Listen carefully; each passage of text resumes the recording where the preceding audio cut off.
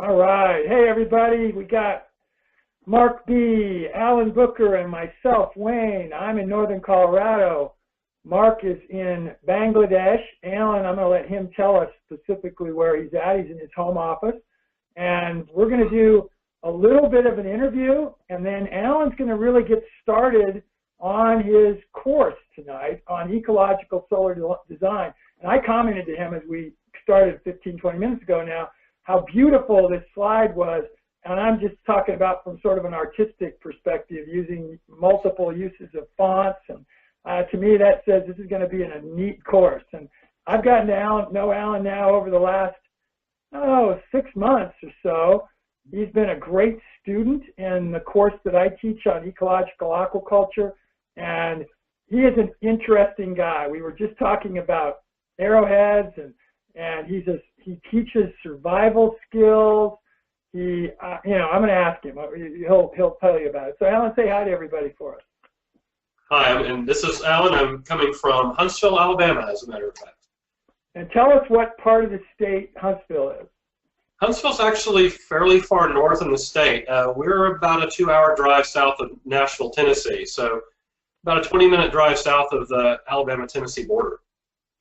Okay. And what brought you there? Tell me. Give us your history a little bit and take us up till today.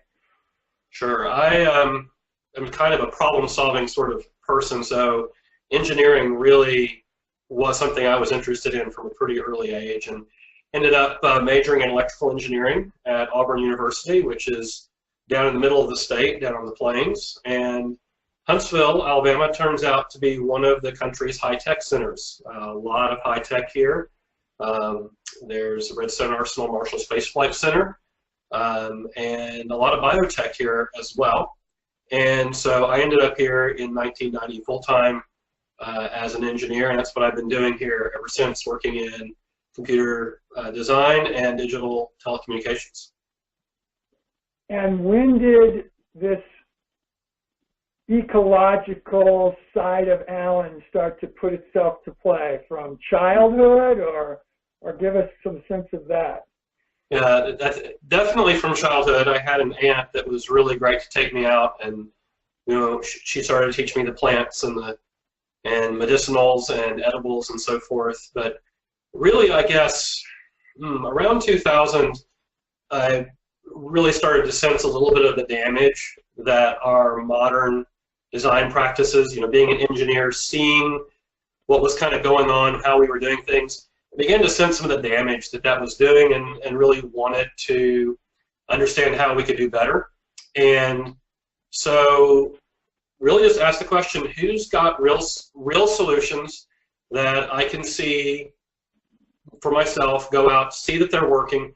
And it turned out to be folks like the permaculturists that had solutions that made sense to me. So I started studying permaculture and ecological design, other aspects of regenerative design right about that point in time, and have been doing that ever since. Got my formal permaculture certification in 2007 and have been doing design work and consulting work ever since, and began teaching a few years ago as well.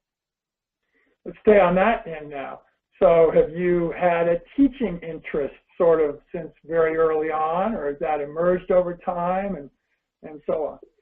Yeah, I guess that's one of the things that I really have been passionate about for a long time. I actually started teaching martial arts when I was fairly young, and I had started martial arts at about 12, and then got into teaching martial arts as I got into my late teens and early 20s, and just really found that I enjoyed teaching, and have been doing that now for a long time. But I think the whole area of teaching ecological and regenerative design brings a whole nother level of importance to that to me, because I feel like those are some things we need to be bringing out very strongly now to solve some real problems and some real challenges that we're facing going forward. And I know from getting to know you that you're not a guy that thinks lightly of getting more education yourself. And just tell us, over the last year, approximately, so let's say from 1st of September of 16 till now, how many courses? I know you've taken ecological aquaculture online. I know you attended a water management course down in Arizona. Tell us, how many of those have you done? Because I think people will be surprised. You've done a couple. Or a few. Probably, I think the total's about 6. Yeah. About 6. I just actually got back from an awesome week in California with the 8 Shields Institute, where we were doing an art of mentoring. Have been to those before, but this was a great chance to go back and really talking about what permaculture calls the invisible structures, how we have to support communities and community connection, and how people, what we need to be doing to really make people feel as if they are connected in their communities, and to provide practical solutions at that level to support regenerative design. There's a lot more to it than just the physical part of growing the food and generating energy and building buildings. There's also, just as importantly, taking care of the people and taking care of the community spaces. So that was what we were doing there week before last. Could you say again the name of who you took that from? I want Mark to put it up on the Q&A, if you would. Yes, that's John Young and the 8 Shields group out of California. Okay. By the way, everybody on GoToWebinar, if you have questions or comments or thoughts, please put them in the Q&A box on Facebook. Just put them in as a comment. And if you were on GoToWebinar at least, and on Facebook too, tell us where you're at in the world. As instructors, this media makes it really tough to understand our audience, and it helps us a lot if we know a little bit about you. We're telling you about us, so if you wouldn't mind, just tell us kind of where you're at in the world physically, and if you have some specific interests, please put them up there also. I haven't asked Alan this, but Alan, would you rather, as we do this, are you a guy who likes to answer questions at the end, or if they're relevant for while we're going? What's your attitude about that? I love questions while we're going. I will have hopefully we'll have a few moments for questions at the end as well, but please put the questions in, as we're going, because there may be something somebody else is wondering at that moment as well. So we'd love to have questions as we go. So since it's on the first slide here, tell us about the Eldonbridge Institute and what was the motivation there, and tell us its history and what you're doing with it. So the Eldonbridge Institute is kind of grown out of what we call the Eldonbridge community. It's a group of people that I've been working with here in northern Alabama that now actually have sort of spread as people who have been in our community have moved around. And it really started as a group of people asking these questions of how do we support regenerative community and regenerative design. And a few years ago, I guess back in 2015, we decided to form a formal institute to be able to teach at a professional level. And we're really starting to aim a lot more towards, well, I guess we would call professional level instruction. People who have engineering degrees, architecture degrees, people who are really engaged at helping do design at a professional level, and who are interested in how to design in a way that is indeed sustainable and regenerative. So that's kind of where the Eldonbridge Institute is pointed, and we look at that through the lens of permaculture and through rewilding and through regenerative community design, and think all of those aspects are very important to being able to successfully make transitions to a more sustainable way of doing things. Very cool. Before I ask very many more questions, about how long do you want to do today? Because after today, everybody, Alan's going to just be doing each week kind of on his own. We'll introduce him. So this is just kind of help you get to know him a little better. But I don't want to take away too much time. So tell me about how much longer in our time of an hour. We've got about 45 minutes or a little more longer than that, 48 left now. What do you Yes. think, Alan, about how much longer should we go on the interview side? I think we need to get going. I got a lot for everybody today. Well, let's go. He's already prompted 20 more questions from me. Real quickly before we do that, just want to show you a couple, Alan. So we've got Karen Bannock, who I know well. Karen works with me. She's in Naperville, but she's heading to Northwest Arkansas, where she's homesteading in Arkansas tomorrow, and they're heading there. They're transitioning, moving there right now. This one's good, Alan. This is one of our best students, and we all have lots of good ones. But Mary Coombs is in the UK right now, but she just is building 2 new barns in Idaho, and she wants to have them have solar capability. So that's going to be an interest to her. And then we've got John in Wisconsin that said where he's at. So with that said, take it away, Alan, and we are all ears and eyes. Thank you. Very good. So let me just go ahead and jump in. We're going to be talking about ecological solar design, and as of right now, I have that planned as 9 formal sessions. We might do some additional Q&A and some other things after that, but I have it outlined as 9 sessions for us. And my goal here is to help you understand how we're going to use really the whole spectrum of solar to design things that are regenerative and ecologically sound. And so we're going to talk about a lot more than just solar electrical power. As I say at the bottom of the slide, this means we're going to talk about a lot more than just throwing some solar panels on the roof. I want to think in this particular first session, I want to think a lot more about the big picture of solar. So this will be my only slide where I have bullet points. I hate PowerPoint bullet points, but I didn't want to, for people who are kind of interested in what we're going to go through, I wanted to just give you some idea. We will indeed go through a lot of different solar technologies: passive solar heating, solar hot water, solar electric, and talk about how they fit into ecological design. We'll do a little bit of a deep dive into solar PV. We'll talk about what is off-grid, what's grid-tied, what's grid interactive, when are they appropriate. Next week, I'm going to do a little bit of some basic principles of electricity for you, just so you can understand all of the language that we use in talking about solar power. We'll make it really simple and we'll break it down for you. We'll talk about why understanding your loads is important when you're talking about solar electric. We'll go through some of the costs and economics of it, and really it's important to know that I'm not going to try to make you into a solar electric installer in this class. That would be a whole different thing, and what I'm trying to do here is help you understand what it is you need, how to communicate that to an installer, how to choose a good installer, and how to work with them to get the results you really want. And then a little bit about how to think about living with in an ecologically sound system that might include a whole range of solar technology. So that's kind of what we're up to in this particular class. And what I'm going to do now is I'm going to switch over and do a little welcome video for you. It's about a little over 7 minutes long.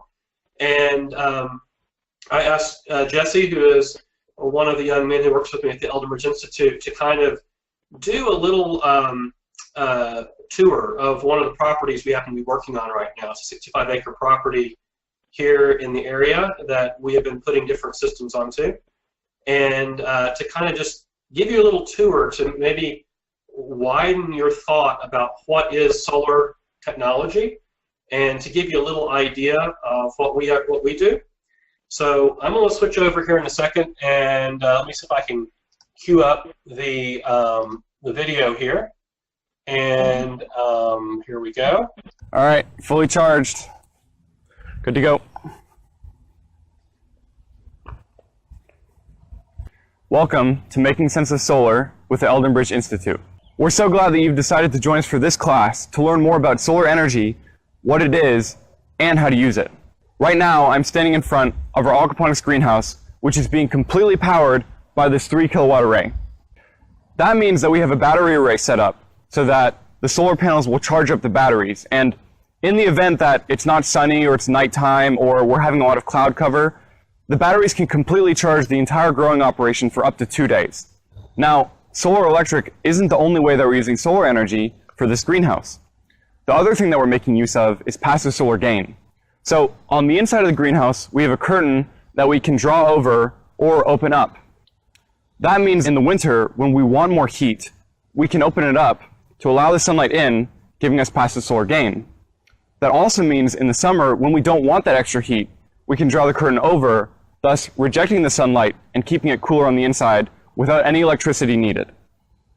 Now, when I mention solar energy, you're probably thinking of solar panels, what we have on the roof, and electricity. But that's only one of the ways that you can use solar energy to be sustainable and regenerative. And we're really excited to show you all of the different ways that we use solar energy on this property to accomplish that. And now we're going to walk just a little bit this way to go check out the DC pump. Let's go. This is a rainwater harvesting operation where we're using a direct DC pump being powered by this 250 watt panel for our irrigation system. Now, behind the panel is a 4,000 gallon drum, which is keeping the water completely harvested from rainwater. Now, because this is direct DC, which means it's not using any alternating current, we don't need any inverters, this is one of the most efficient ways that we can take almost all of the energy being harvested and converting it into electricity for our irrigation system. One thing also worth mentioning is that this panel is producing electric energy from the sun. But let's talk about chemical energy being harvested from the sun. We're in the process right now of setting up a garden that this irrigation system is going to be used for. A garden is an example of plants taking sun energy and turning it into chemical energy. That's energy that we can use as fuel. That's our food. That's just one way of thinking about harvesting solar energy differently than just solar or electric. CQ Field Day, CQ Field Day. All right, Josh, so tell me a little bit about what we've got going on here. Well, we're out here today because this is an event in ham radio called Field Day. And we set up all of this equipment just to show what we can do when we're away from commercial infrastructure. We're running this whole bench and all the things around it off some solar panels that we've got out there in the yard. This is all completely off-grid power. We have a battery down here that it's charging and it's running all the gear up here. So what capabilities do we have with all this equipment? Well, we've got the ability to use the HF radio for both Morse code, kind of like you're hearing right now. We can also do normal voice communications. We can talk into a microphone, and we can send digital communications from the computer. We can power all of these radios at once off the setup we've got here. They all run off of 12 volts. Even the way we're set up today, we don't have the solar panels facing directly into the sun, but we're getting over 100 watts. And with the size battery that we have, we can pretty much do it 24/7. Since transmit time is only a small slice of the time we operate, we can run this kind of thing indefinitely as long as we get a little bit of sun. So we just used 2 solar panels and a little bit of technology to achieve both short-term and long-term communication. Now we're going to go and see how we can use the sun to cook our food. So I'm on my way up the hill right now, going towards the teepee, where I believe that Molly is cooking us some lunch. So we're going to go check on her and see what she's up to. Hey, Josie. Hey, Molly. Tell me about what you're cooking right here and what you're cooking with. So I'm sauteing zucchini and squash, and this is actually a solar stove. You have no problem with like sauteing vegetables like this in a cast iron skillet. No, the problem is keeping it from getting too hot, really. So what this thing is called is a parabolic reflector, and it's pretty powerful. Like Molly said, what you have to worry about is not being able to heat it up enough, but keeping it from getting too hot. You can even use this thing in the dead of winter, and it'll still work perfectly fine and heat up food with no problem. Molly, it looks like this isn't the only thing you have going on here. Do you mind showing us the rest? Oh, of course. Over here, this is a solar oven. If you use it either 3 hours before noon or 3 hours after in that window, it can actually get up to 375 degrees, especially on a day like this. Yeah. Cool. So we're making some cinnamon bread today. 375, that means that basically anything that I would cook in an oven, I can cook in here too. Yeah, so you could roast vegetables, make a pot roast. Awesome, and all that it needs is just some timing with the sun to make sure it gets warm enough. Yeah. We can use this while the sun's shining. Do we have anything that we can use if the sun isn't out? Yeah, actually, I'm using a rocket stove today to make some soup. There's not a lot of burn off to it, so it's not a sunny day and you can't use the other two. This is a good alternative. Yeah, we're just using sticks and wood. The carbon is just harvested sunlight. Yeah, so we're just using the sun today. We're basically taking the trees which have taken the sunlight and turn it into sequestered carbon and then burning that for energy. With the really high heat that we get from the rocket stove, we get a very efficient burn, very little pollution, and we're using just about all the energy that this wood has to give us. So this is one of the most ecologically friendly ways that we can use energy for cooking things like our food. So that is our solar kitchen, and it's really cool to see all the different ways that we can use the sun just with a few tools to do things like cook our food. The last thing we're going to show you, we've already seen 2 arrays so far, and we have 1 more. That's where we're going right now. And this is a big one. I think you guys are going to like it. Right now, I'm standing in front of our 50 kilowatt grid-tied array using power optimizers. What we're using this array for is to completely meet all of the energy demands for the home on this property. Now, 50 kilowatts is a lot of power for one household. This is probably one of the bigger arrays that you're going to run into. Your average American household is going to be demanding anywhere from 8 kilowatts to 15 kilowatts of power. However, for someone who's designing an energy-conscious community, 50 kilowatts could power quite a bit of households. It all depends on how you design it. One of the things that we'll be talking about in this course is the importance of not only being able to use solar electric, but reducing the loads and the energy demands of the house to make solar electric a feasible energy option. So that is the 50 kilowatt array that we're using on this property. All right, that's everything that we had to show you for this video. We hope that you have some ideas now about all the different ways that you can use solar energy. Again, we're so excited that you're joining us for this class, and we hope that you enjoy it.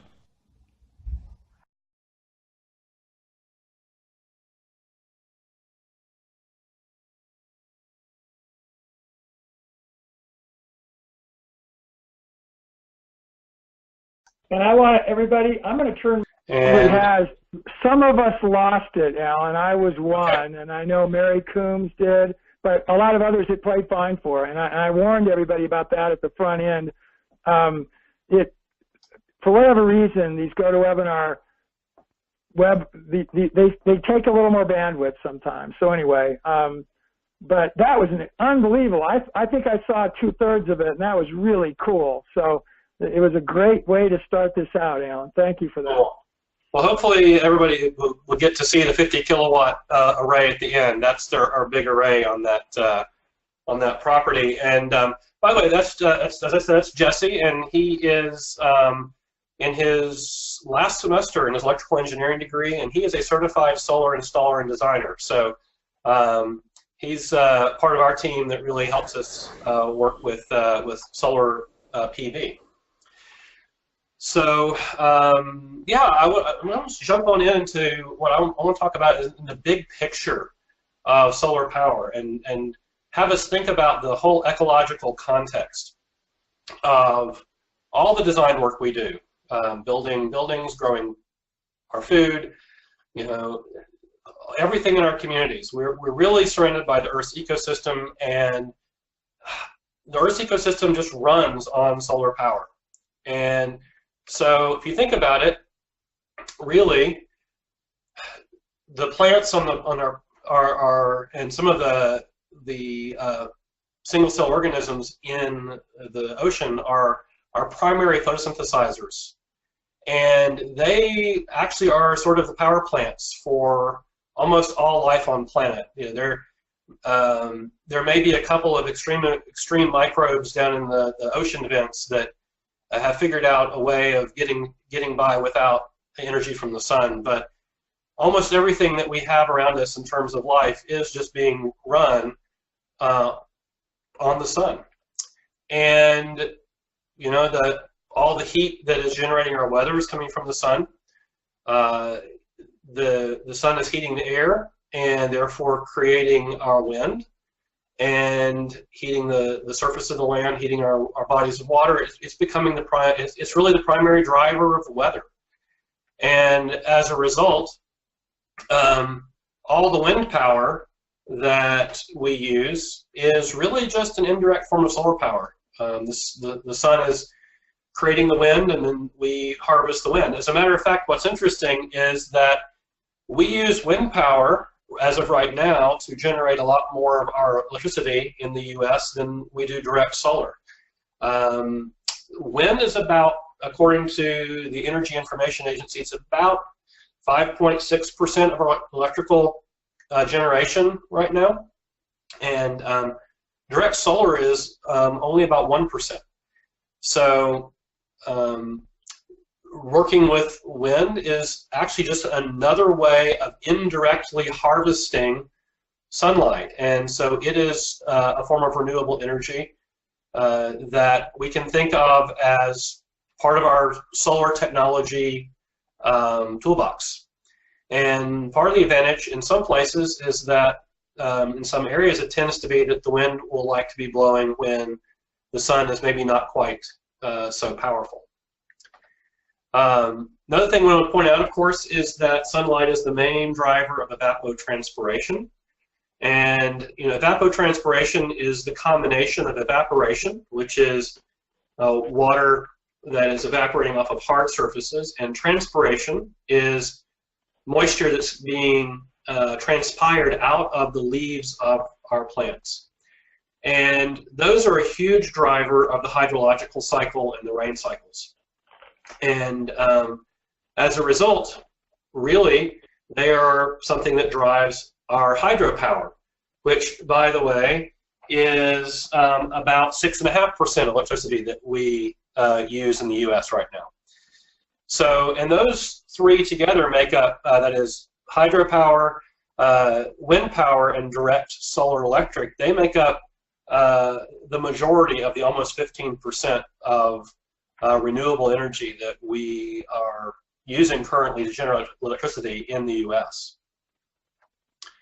And then, of course, as Jesse pointed out in the video, when we burn wood, what we're really doing is we're recovering chemical energy that the plant stored from the sun.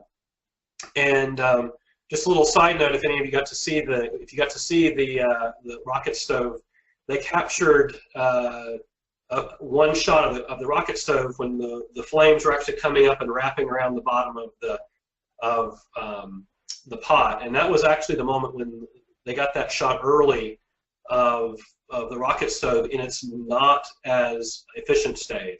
When that rocket stove gets really efficient and the burn gets super hot, you won't see those flames up around the bottom of the pot. It will actually be burning very, very hot, and you'll just have very hot gases coming out of that J tube and heating the bottom of the pot. So we're going to get to come back to thinking about using wood for cooking and for heating as a very ecologically friendly way of using solar power if we have a very, very hot and efficient burn. And we'll come back to that in some detail later on in the class. But just to point out, this is another way that we're harvesting solar energy, and an important one for ecological design. And then, of course, the biggie in terms of where we get a lot of our power today, not just electricity, but obviously our transport power, is fossil fuels. And 65% of electricity today is coming from fossil fuels. That's about 30% of our electrical from coal, and about 34% from natural gas. And the fossil fuels are really just fossilized sunlight. That was biomass that was created millions of years ago that have undergone transformation into a very, very dense energy form. And really, we are now running our civilization a lot faster than we could otherwise, in terms of our ability to drive ecosystems forward, our ability to use large amounts of energy, because we can harvest this fossilized sunlight, mine coal and drill for gas and natural gas and oil, and basically use millions of years of stored energy in a very short time period. And that's a lot of what's allowing us to do a lot of what we're doing on the planet right now. And I think as we go forward, we're going to have to figure out how to do something very different in order to arrive at ecological design. But just pointing out that even when we're using fossil fuels, we're actually just using fossilized sunlight. As a matter of fact, really, out of the energy that we're using to power our civilization right now, really nuclear, geothermal, and tidal energy are the only ones that we're using that are not primarily derived from the sun. And nuclear, in terms of electrical power, is the biggie. It's almost 20%. Geothermal is about 0.5%, and tidal energy is very, very low. So just give you some idea of the mix of where we're getting all of our power right now to run our civilization. So if we think about it, really what the biosphere of the Earth is what we like to call the Earth space battery. And that is that you have sunlight coming in and hitting the Earth and warming it up, and also powering photosynthesis. And that is the driver of all life on Earth, really, as we've said before. And what's happened over the last couple billion years is as the sun has hit the planet and life has taken in that sunlight and has transformed it into chemical stored energy in the form of organic matter. And that organic matter has built up in the soil and in fossil fuels buried in the earth and in the oceans, and also in the terrestrial biosphere, that is in the forests and in our bodies and the bodies of the animals. That has sort of charged up, we'll call it, charged up the Earth space battery, and has stored a vast, vast amount of energy in the Earth's biosphere. And the reason, of course, the planet doesn't just heat up and run away is because we also lose heat from radiant heat going off into space. And it really is that heat gradient between the incoming sunlight and then the heat being lost to space that is the energy gradient that we surf in order for the biosphere to work. And that is the large context in which we are designing our systems. That is our energy source, really. If we're going to be ecological in our design and regenerative in our design, we have to work with that and think about ways in which we can actually maintain the charge on the Earth space battery and not discharge it and degrade the biosphere. And the reason I'm pointing that out is there was a number of scientists a couple of years ago that wrote this paper. It was very interesting. They were looking at this idea of the Earth space battery and how much biomass there was on the planet and how much energy we had stored that delivered all of the ecosystem services that we use to live. And what I mean by ecosystem services are the things the ecosystem does for us that keeps us alive. Things like keeping the oxygen level in the atmosphere at a certain given level, growing the food that we eat, keeping the water cycles moving, keeping the carbon cycle and the nitrogen cycle moving. These are all the things that are being powered by this Earth space battery. And the paper that I had the first page of shown here on the slide really did an examination of that and started looking at it and asking the question, what are we as humans with our systems that we have been building, all of our technological systems and our systems of civilization, what are we doing to this battery? And what effect are we having on it? And it turns out that it's a kind of scary picture because over the last couple hundred years of industrial development, we have drastically discharged this battery. We have reduced the amount of biomass, active biomass on the planet by somewhere between 40 and 50%. And we are discharging the battery, given our current design practices, at a rate where if we kept on doing what we have been doing for the last 150 years, that we would completely discharge this battery over the next, say, 200 years. And what that means is the ecosystem services we depend upon would collapse, and we wouldn't be here anymore. And I'm not saying that as a prediction. What I'm just saying that for is to tell you there is no way for us to continue doing what we have been doing. The design practices that we have been using are not sustainable, and we will have to choose something different. And I think we will.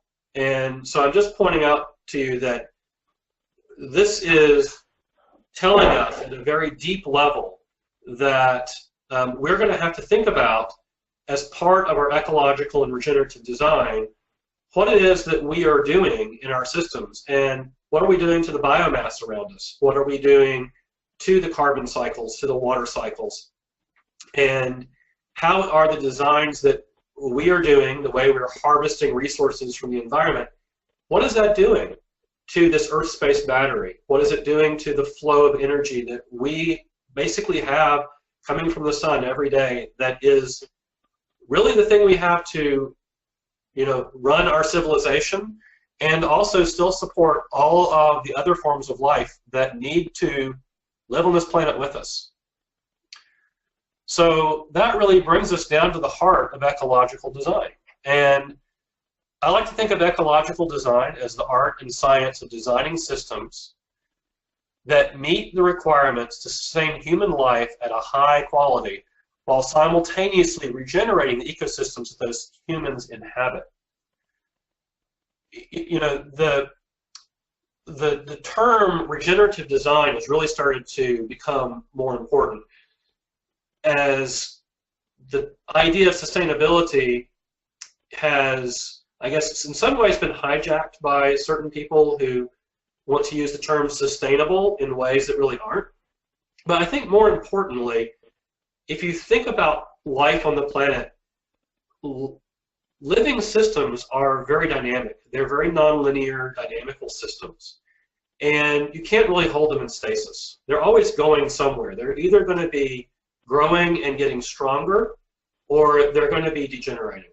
It's very difficult to hold a living system in stasis. And so if we make our design goal just to sustain, then our likelihood of succeeding is fairly low. We'll probably sort of leak out of that system. We'll probably slowly degrade, because holding a complex system in stasis isn't going to work as a design goal. And therefore, to me, the only reasonable design goal is that the systems that we design actually make the ecosystems they inhabit better. They regenerate soil fertility, they regenerate the hydrology of the system, they regenerate the biomass, and they clean up the ecosystems that they're in. And that has to be our design goal. Otherwise, we're probably going to fail. And so that's the way I think about it when I say ecological solar design. It's a subset of ecological design. It means that our ecological solar design has to meet these requirements.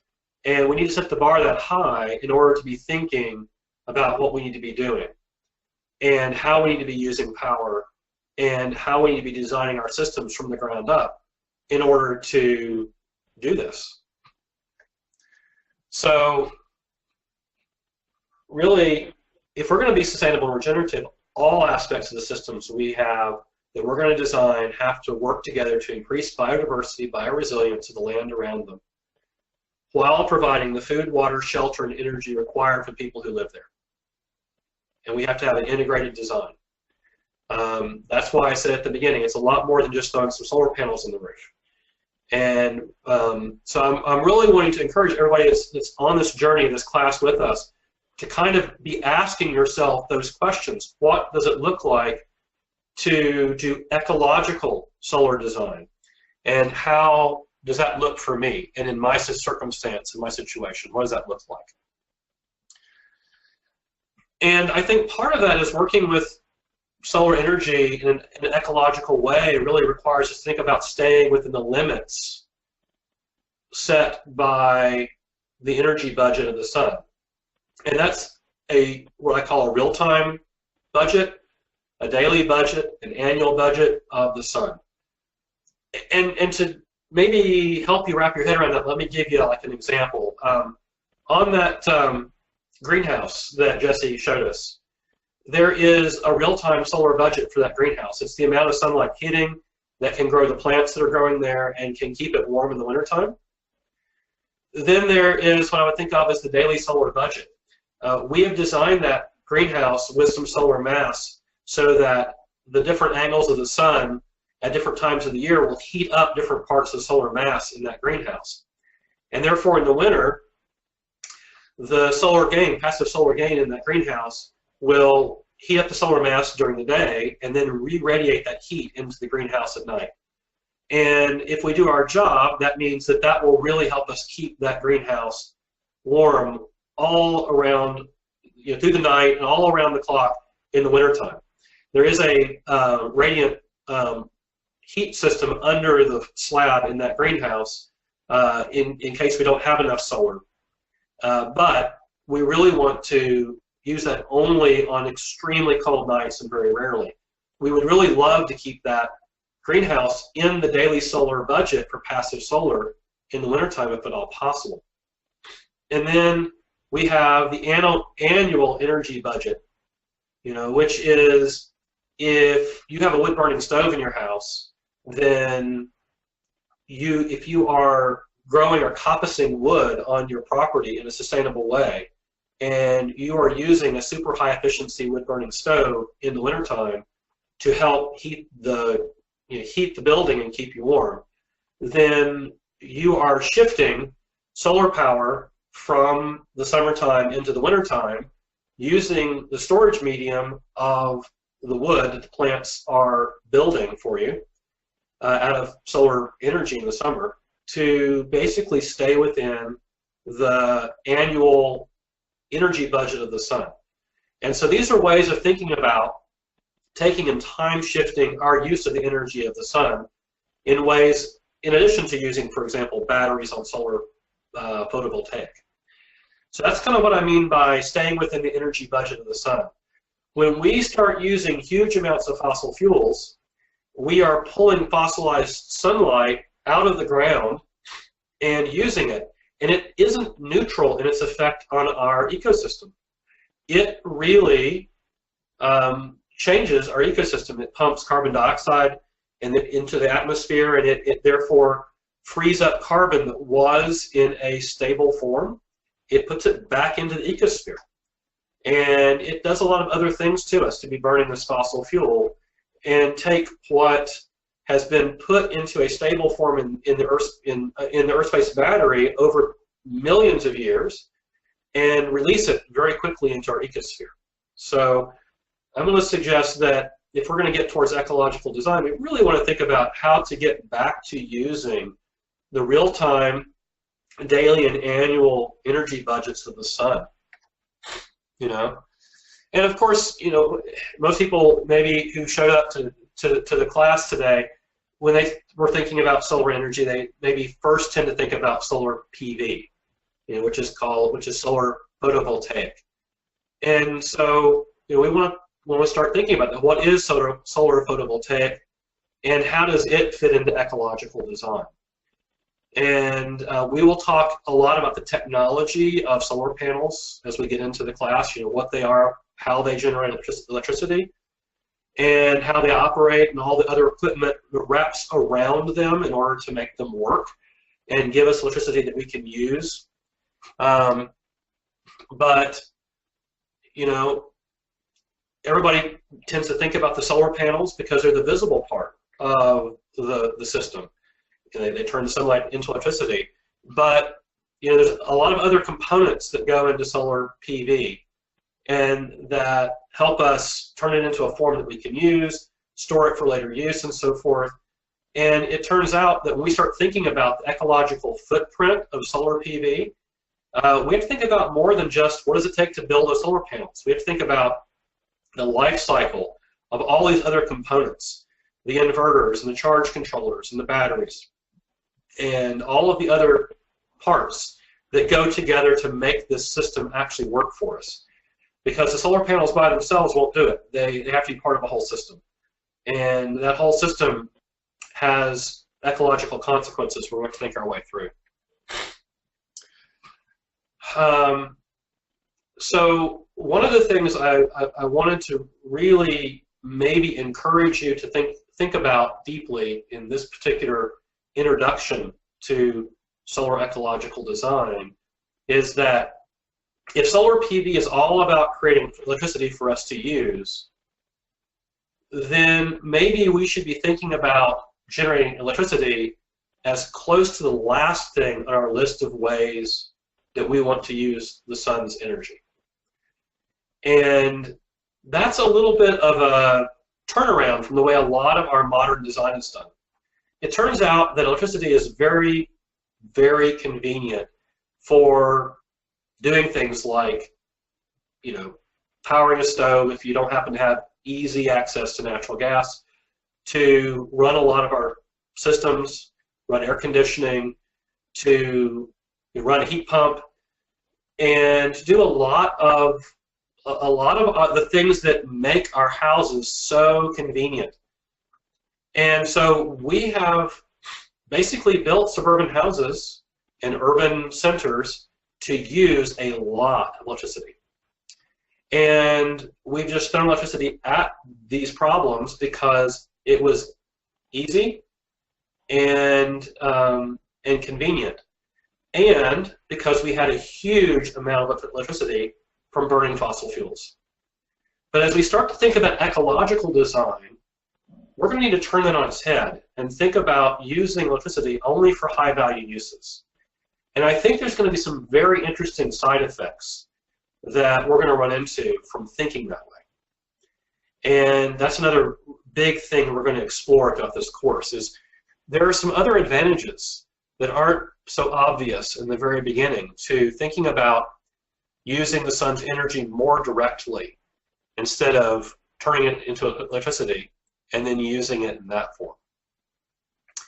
So what I'm going to say is, in ecological design, we should think first about using the sun's energy directly in gardens, in food forests and polycultured orchards, passive solar heating, like we gave the example in the greenhouse, direct solar hot water, solar lighting, high efficiency wood-burning stoves, both for cooking and for heating, and solar ovens and solar stoves, as we were using in the video.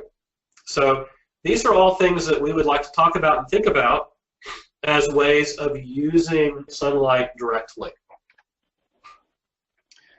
So that we get to the point where we don't think of ecological solar design as simply throwing a bunch of solar panels on top of a McMansion. And to me, this means that when I start thinking about designing an ecological and regenerative system for people to live in, my rule of thumb is I ask myself, can I start by designing the system to use 90% less electricity than would be average if we just did the off-the-shelf, stick-built home, or office building, or apartment complex? Can we use 90% less? Because if we can, all of a sudden we have doing ecological design is a massively different undertaking, and you end up with a very different result. And the results become surprising when you think about it this way. Because what we start doing is we start thinking about how to build buildings that interact with their environment and use their environment and work with their environment instead of just trying to be a little space station that is stuck on the landscape that powers over all of the natural world around it. And that, to me, is the heart of ecological design of buildings and of homes and residences. Some people, when they come in the door and ask us from a consulting side about solar PV, they're basically asking, well, hey, I think the grid's going to be maybe not quite so reliable in the future. I'd really, really like to get off the grid. And you start kind of talking to them and discussing their expectations, and what they want is, they're like, okay, just throw me a bunch of solar panels in and some batteries, and I want a one-to-one drop-in replacement for being on the power grid.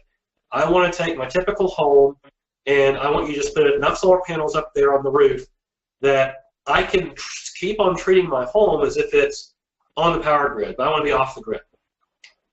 And that actually is a very expensive proposition.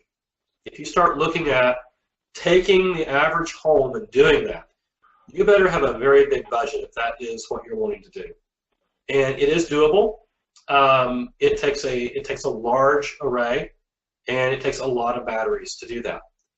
And I would say that that's not really what we like to do consulting-wise. It is not very ecological. And so what I'm going to encourage you to do is just, if you kind of came on the webinar series thinking that that was what you were most interested in, maybe I would challenge you to, as we go through the whole series, think about how you want your house and your business or whatever else it is, barn or whatever system it is that you are thinking about. How would you like it to interact with the environment around it? And do you really need a one-to-one drop-in replacement for the power grid? That to me is an important question to think about early in the design process. So if we design our systems to be energy efficient, to use direct solar energy where possible, and to work with nature instead of power over, then we're left with small, high-value loads to run on our solar electric system, which we can accomplish with much, much more cheaply and in a way that is ecologically sound. And to me, the interesting thing is that communities that are designed this way, they tend to reconnect you to the cycles and rhythms of the natural world, and therefore end up being welcoming and comfortable at a whole different level, in a whole different way. The way that we tend to build houses today encourages what I like to think of as static comfort. I want the house to always be 72 degrees. I want everything to just be static. I want to come home year-round, and I don't want to think about what's going on outside. I want the house to be held in this very static kind of configuration. It's a lot of power, and you have to power over the natural world to do that. And it creates what I think of as static comfort. And when you start to build buildings that interact with the land around them, then there is a little more variability. But it's a kind of variability that tends to reconnect you into the planet that you're living on. And it's still comfortable, but it's a dynamic comfort. It's a little more change to it, and it's a little more challenging to your body, but in a good way. And so when I go and get to be in buildings that are designed like this, they really seem to engage with me and give me a whole different kind of comfort. And the picture I'm using here, by the way, is a picture of a home of a friend of ours that lives at an Earth Haven Eco Village outside of Asheville, North Carolina. It's a beautiful home she has, and it's designed this way. It's designed using natural building techniques. It's designed with passive solar. It's designed to be coupled in with the earth and to be very energy efficient. And it just feels so warm and so inviting. And you still feel connected to the environment around the home when you're inside even. And it invites you to move in and out instead of just go inside and close the doors and try to shut out the environment. And so to me, this is a much more interesting thing to be thinking about as long-term goals. I mean, some of us have suburban homes that we can't do this with, and that's fine. But as a long-term goal, wouldn't it really be great if we thought about what it would be like for our children and grandchildren to be able to live in homes more like this, that have a very light ecological footprint, that invite us to be connected to the planet instead of disconnected from it. And that, to me, is at the heart of ecological design. So I guess one more thing I like to do with my students is, to me, a reframing of thinking about the technologies we are using. And so I come to this picture, which is what I like to call high-tech versus low-tech, which is solar panels in the garden. And I like us to stop and think about really the contrast between the high-tech here and the low-tech. And so I want to just go through a list. As I've been thinking, I wrote down a list of the attributes of the high-tech and the attributes of the low-tech here. And I want to go through the list I wrote down for you. And so I'm going to start with the high-tech. And here's a list of the attributes I wrote down for the high-tech, and see if you can kind of follow along with me. So as I look at this the high-tech part of the solar panels in the garden, what I think of is this. The high-tech harvests energy from the sun. It stores it in a stable chemical form for us. It manufactures complex chemical compounds that feed humans and animals.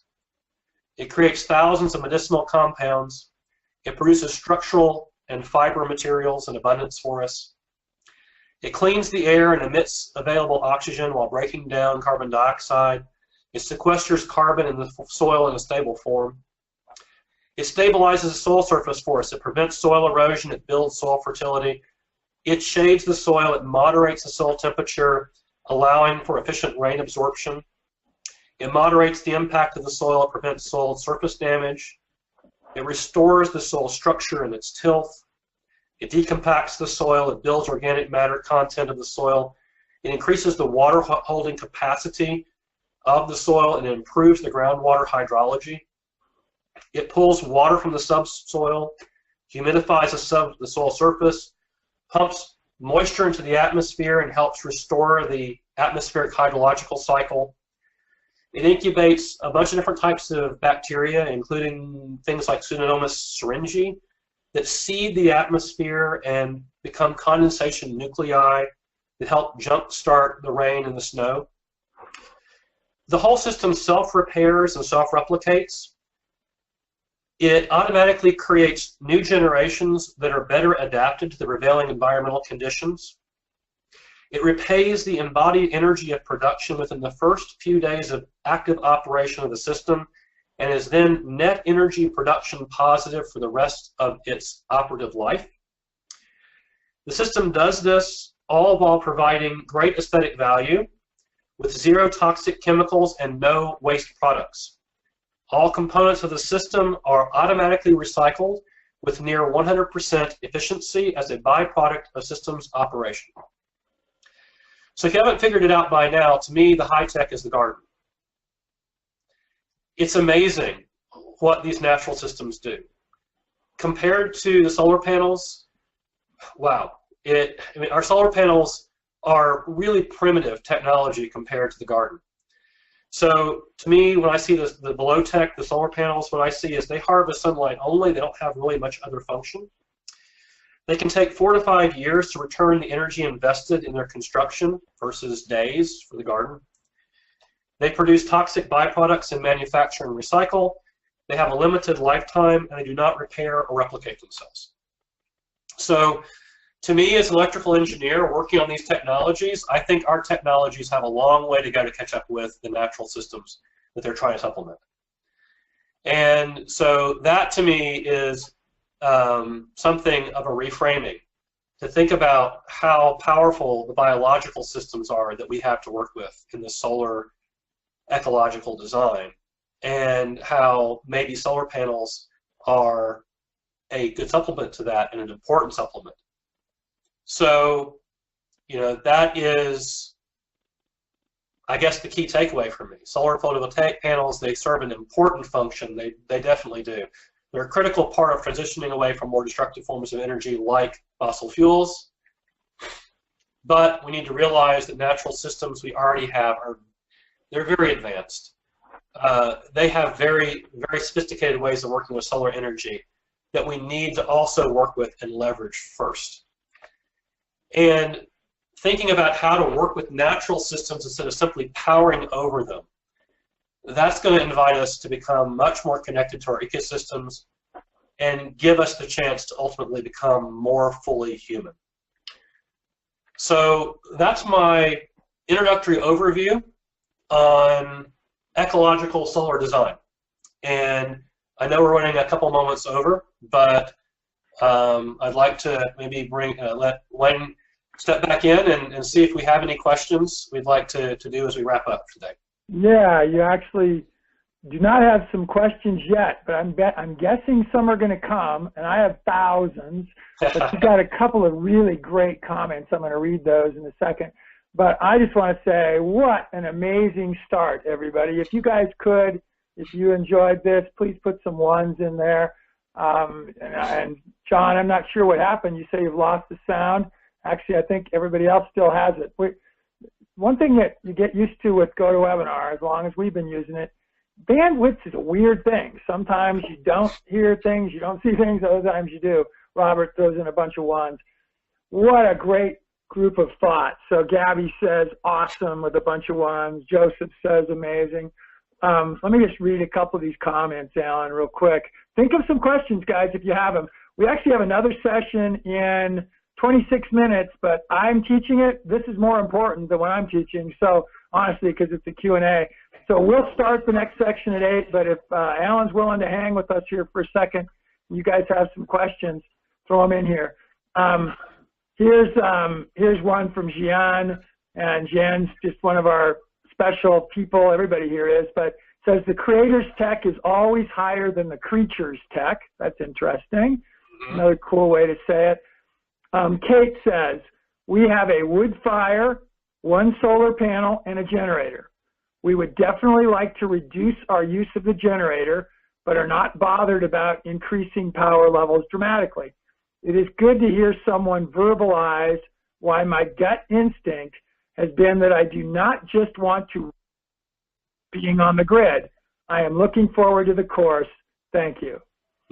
Outstanding. So, yeah, I really, people who have experience with living in a situation where they cut power way down, it's less noisy, it feels more human. It's, you know, we kind of come into the typical environments today, and there's so much haze of electrical junk. And this is me saying this as an electrical engineer. It's what I do, you know. I help make the internet go. But still, there's something about being in an environment in which it's simple and we're reconnected. It's much more grounding as a human being. Yeah, and like I said, I've got hundreds of questions, guys. You know, we'll take a couple questions. We can probably go another 3 or 4 or 5 minutes. I'm just going to throw a comment in real quick. I lived for 17 years in a house that was built to be highly solar efficient, highly energy efficient. I'm not going to take any credit. I didn't build it. I just happened to have bought it. It was built in 1979, had passive solar water. This was built before any PV, had 2 solar rooms. It had a trom wall to collect heat and 300 tons of rock underneath it that would store, and then we could either bring that heat back up as heat in the winter, and we could also get it to take the solar in the summer and actually cool. We would cool it in the summer, and we'd take all the cool. So it provided both heating and cooling. Yes. One of the things that always bothered me about it, though, is the reason the sucker was so efficient is it was built with all concrete.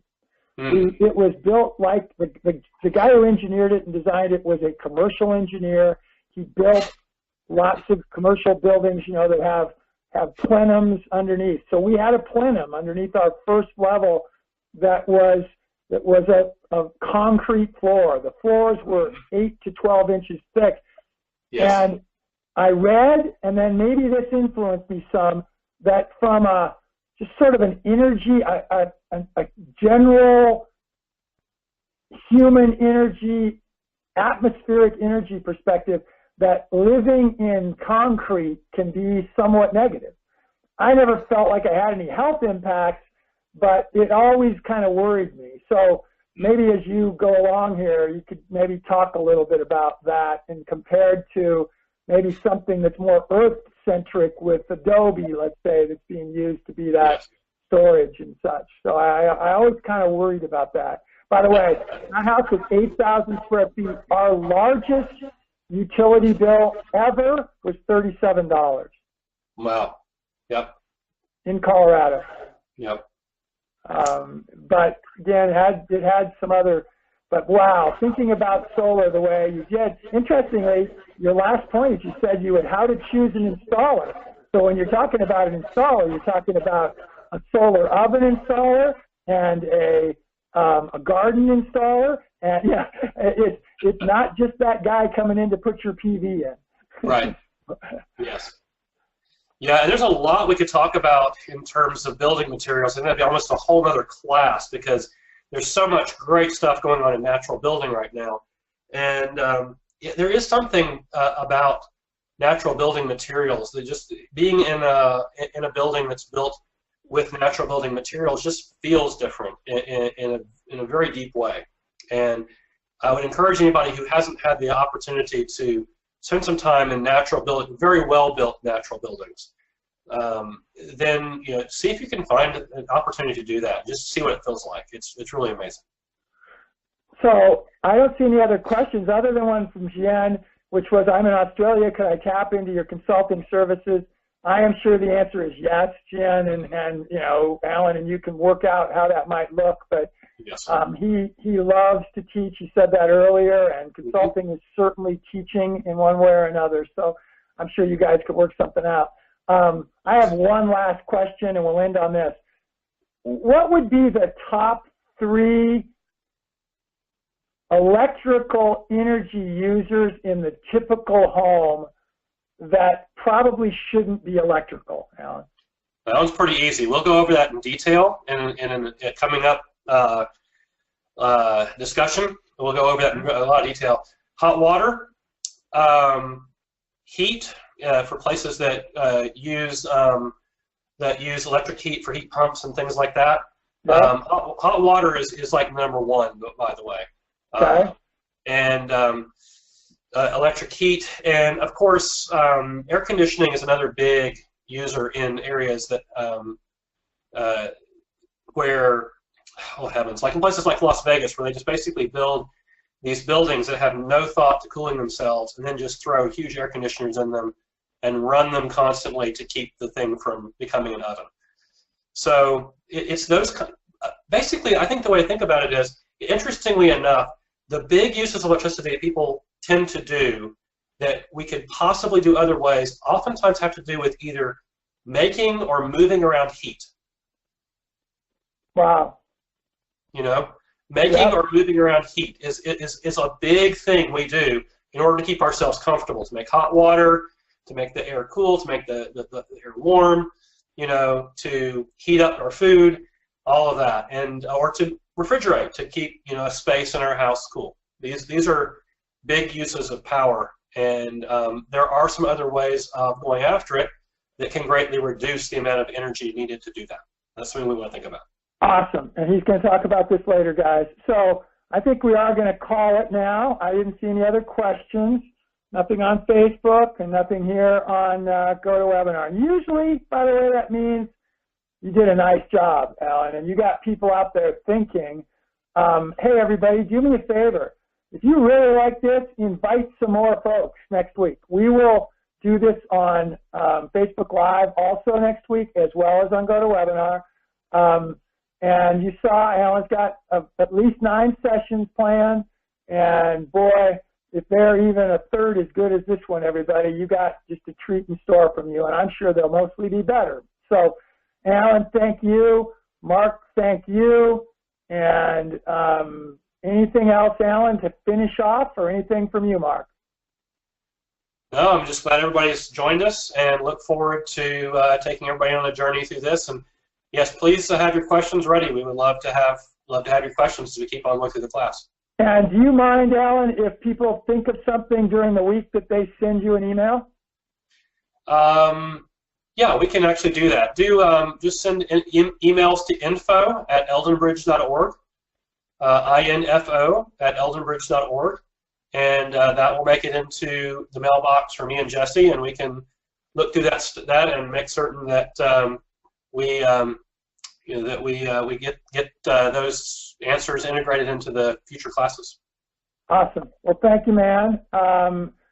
Everybody, if you want to learn a little bit about ecological aquaculture, I'll be talking about that. It's actually our Q&A time, but come in another 17 minutes. Mark, I will see you there. Why don't you go ahead and stop recording, and we'll catch all of you. We've got some great sessions again tomorrow and next week, and Alan's going to be back next week. So thanks, everybody, and good night, good day, whatever time of the day it is, wherever you're out in the world. Bye-bye.